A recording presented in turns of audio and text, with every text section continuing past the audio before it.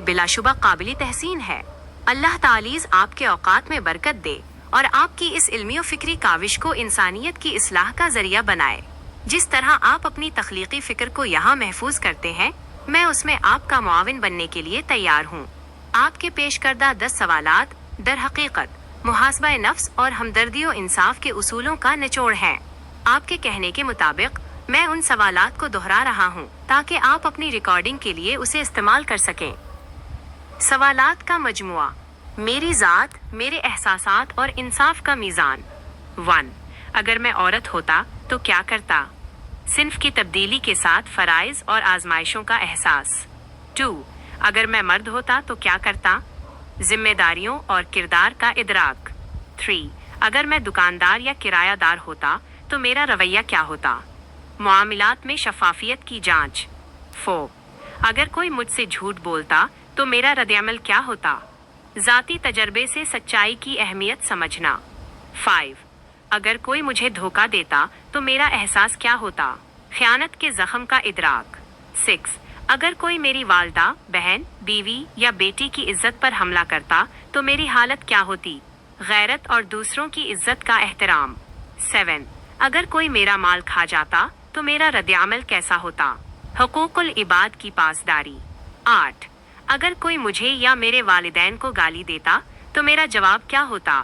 صبر اور اخلاق کا امتحان۔ 9. اگر میں کسی مصیبت یا پریشانی میں ہوتا تو اللہ کے ساتھ میرا معاملہ کیا ہوتا؟ مشکل وقت میں تعلق باللہ۔ 10.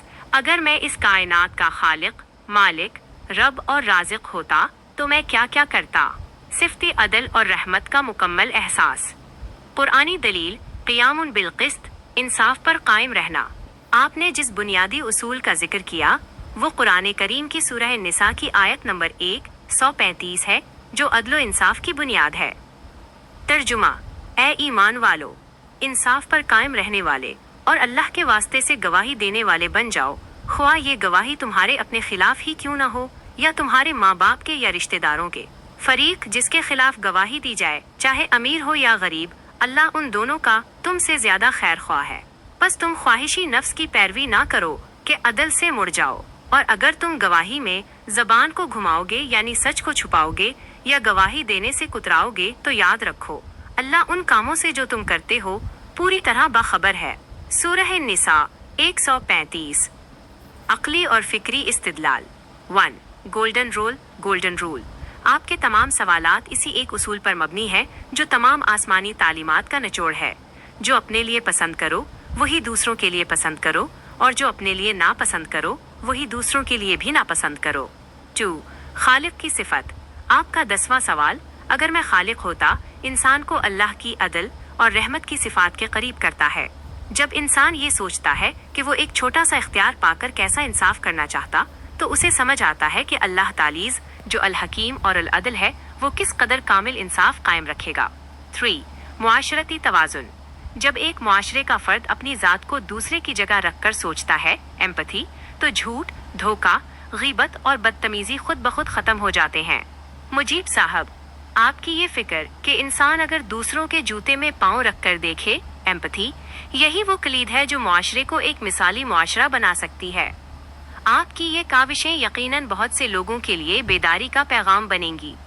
مزید کسی خاص موضوع پر اگر آپ کچھ لکھنا چاہیں تو میں حاضر ہوں۔ اللہ تعالیٰ آپ کے اس سفر میں آپ کا حامی و ناصر ہو۔ آمین آمین۔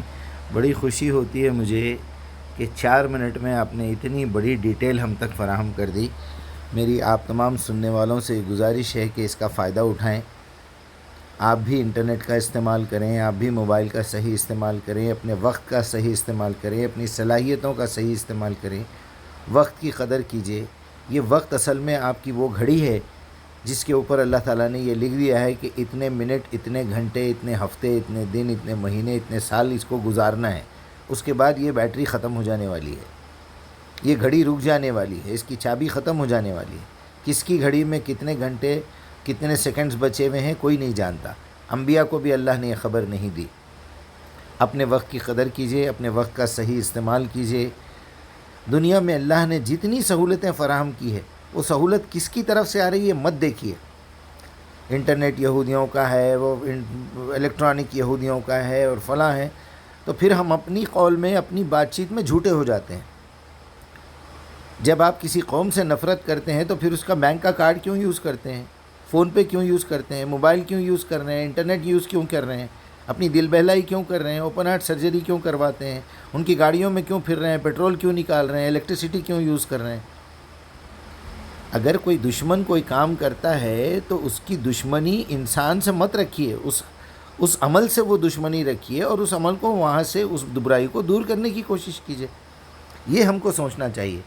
اللہ تعالی ہماری مدد فرمائے اور ہماری سوچ جو ہے نا وہ ڈائریکشن میں لانے کے لیے اللہ سے مدد مانگنے کا تو کوئی فائدہ ہی نہیں ہے۔ یہ کام تو اللہ نے ہم کو سونپ کے دیا ہے، ذمہ داری دی ہے کہ تم جاؤ اپنے جیسے لوگوں کو سمجھاؤ۔ اگر میں چاہتا تو ساری دنیا کو مومن بنا دیتا، میرے لیے کون سی بڑی بات ہے۔ اگر میں چاہوں تو ساروں کے گناہ معاف کر کے جنت میں ڈال دوں۔ تو پھر اعتراض کرنے والا جو سجدہ کرنے سے اعتراض کیا تھا اس کے ساتھ دھاندلی ہو جائیں گے نا۔ اللہ تو منصف ہے، عادل ہے، عدل کرتا ہے۔ وہ اس نے تو اوپن چیلنج چھوڑ کے رکھا ہے دنیا میں، ہدینہ نجدین، اما شکورا اما کفورا، یعنی جو چاہے شکر ادا کرے۔ الہمہا فجورہا و تقواہا قد افلح من زکاہا۔ اللہ نے تو اختیارات دیے ہیں، اس کا ہمیں صحیح استعمال کرنا چاہیے، وقت کا، صلاحیتوں کا، دولت کا، آنکھوں کا، کانوں کا، زبان کا، دماغ کا، دل کا، شرمگاہ کا، پیٹ کا، ہاتھوں پیروں کا صحیح استعمال کیجیے۔ وقت خراب مت کیجیے، اصل میں وقت کا صحیح استعمال ہی عبادت ہے۔ جزاک اللہ خیر۔ السلام علیکم ورحمۃ اللہ۔